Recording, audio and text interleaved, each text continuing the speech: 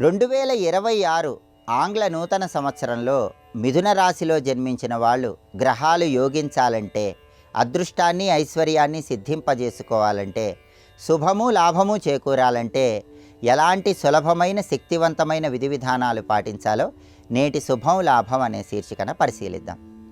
ప్రధానంగా 2026 ఆంగ్ల నూతన సంవత్సరంలో మిథున రాశి వాళ్ళకి కేవలం 5 నెలల పాటు మాత్రమే గురుబలం ఉంది. జూన్ 2వ తేదీ నుంచి అక్టోబర్ 31వ తేదీ వరకు మిథున రాశి వాళ్ళకి ఈ 2026లో గురుబలం ఉంది. జూన్ 2వ తేదీ ముందు గురుబలం లేదు, అక్టోబర్ 31 తర్వాత గురుబలం లేదు. కాబట్టి జూన్ 2 ముందు, అక్టోబర్ 31 తర్వాత ఈ సమయంలో గురుబలం పెంపొందింపజేసుకోవటానికి మిథున రాశి వాళ్ళు ప్రతి గురువారము కూడా దత్తాత్రేయుడి ఆలయానికి వెళ్ళి దత్తాత్రేయుడికి శనగలు దారంతో దండలాగా కట్టి ఆ శనగల దండ అలంకరించాలి. లేదా దగ్గరలో ఉన్న దేవాలయంలో మేడి చెట్టు దగ్గర ఆవు నెయ్యి దీపాన్ని 3 ఒత్తులు వేసి వెలిగించాలి.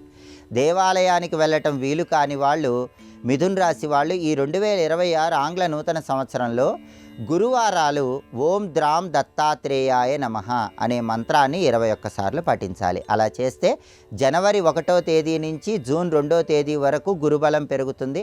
మళ్ళీ అక్టోబర్ 31 నుంచి డిసెంబర్ 31 వరకు గురుబలం పెరుగుతుంది. ఈ సమయంలో గురుబలం లేదు కాబట్టి గురువారం పూట చేసే దత్తాత్రేయ పరిహారం విశేషంగా గురుబలాన్ని పెంపొందింపజేస్తుంది. అలాగే 2026 సంవత్సరం మొత్తం కూడా మిథున రాశి వాళ్ళకి శనైశ్చరుడు యోగించటం లేదు.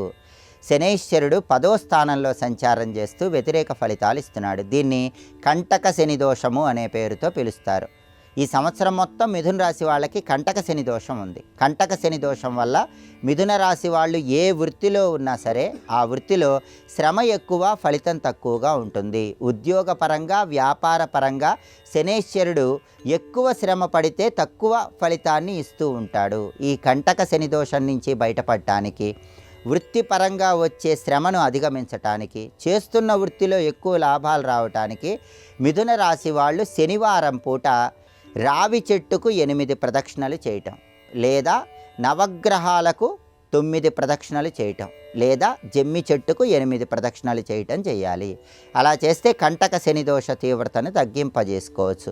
దీంతో పాటుగా శనివారం పూట సూర్యోదయానికి పూర్వమే రావి చెట్టు దగ్గర ఆవ నూనెతో దీపం వెలిగించి పాలు నైవేద్యంగా సమర్పించినట్లయితే కంటక శని దోషం వల్ల ఏర్పడే వృత్తిపరమైన సమస్యలు అధిగమించవచ్చు. అలాగే మిథున రాశి వాళ్ళకి ఈ 2026 సంవత్సరంలో రాహువు బలం తక్కువగా ఉంది. రాహువు 9వ స్థానంలో సంచారం చేస్తూ సంవత్సరం చివరి వరకు డిసెంబర్ 5 వరకు వ్యతిరేక ఫలితాలు ఇస్తున్నాడు. రాహువు వ్యతిరేకంగా ఉండటం వల్ల మిథున రాశి వాళ్ళకి విదేశీయాన ప్రయత్నాల్లో ఆటంకాలు ఎక్కువగా వస్తూ ఉంటాయి. విదేశాలకు వెళ్ళి చదువుకోవాలని, విదేశాలకు వెళ్ళి ఉద్యోగాలు చేసుకోవాలని, విదేశాల్లో ధనం సంపాదించాలని చేసే ప్రయత్నాల్లో ఆటంకాలు ఎక్కువగా వస్తాయి. కాబట్టి విదేశీయాన ప్రయత్నాల్లో వచ్చే ఆటంకాల నుంచి బయటపడటానికి, అలాగే స్నేహితుల వల్ల వచ్చే సమస్యలు అధిగమించటానికి, 9వ స్థానంలో రాహువిచ్చే వ్యతిరేక ఫలితాల నుంచి బయటపడటానికి మిథున రాశి వాళ్ళు ఈ సంవత్సరంలో శనివారం పూట రాహుకాలంలో దుర్గాదేవి ఆలయ ప్రాంగణంలో నిమ్మకాయ దీపాలు వెలిగించాలి. శనివారం రాహుకాలంలో ఉగ్ర రూపంలో ఉన్న అమ్మవారి ఆలయ ప్రాంగణంలో కనీసం 4 నిమ్మదొప్పల్లో దీపాలు వెలిగించినట్లయితే 9వ స్థానంలో రాహు ఇచ్చే వ్యతిరేక ఫలితాలన్నీ తొలగిపోతాయి. విదేశీయాన ప్రయత్నాలు విజయవంతమవుతాయి. స్నేహితుల వల్ల మంచి లాభాలు చేకూరతాయి. అయితే మిథున రాశి వాళ్ళకి ఈ 2026 మొత్తం కేతువు 3వ స్థానంలో అద్భుతంగా యోగిస్తున్నాడు. ఈ సంవత్సరం చివరి వరకు డిసెంబర్ 5 వరకు 3వ స్థానంలో కేతువు యోగించటం వల్ల సోదరుల యొక్క విశేషమైన సహాయ సహకారాలు లభిస్తాయి.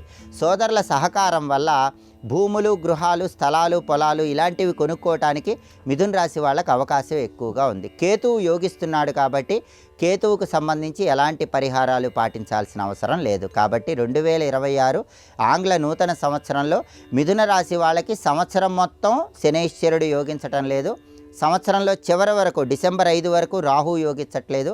కాబట్టి శనికి రాహువుకి సంబంధించిన ఈ ప్రత్యేకమైన పరిహారాలు చేసుకోవాలి. అలాగే జూన్ 2 ముందు అక్టోబర్ 31 తర్వాత గురువు యోగించట్లేదు కాబట్టి ఆ సమయాల్లో గురువుకు సంబంధించిన పరిహారాలు చేసుకోవాలి. అలా చేసుకుంటే 2026 ఆంగ్ల నూతన సంవత్సరం మొత్తం మిథున రాశి వాళ్ళు అదృష్టాన్ని ఐశ్వర్యాన్ని సిద్ధింపజేసుకోవచ్చు. శుభము లాభము చేకూరతాయి.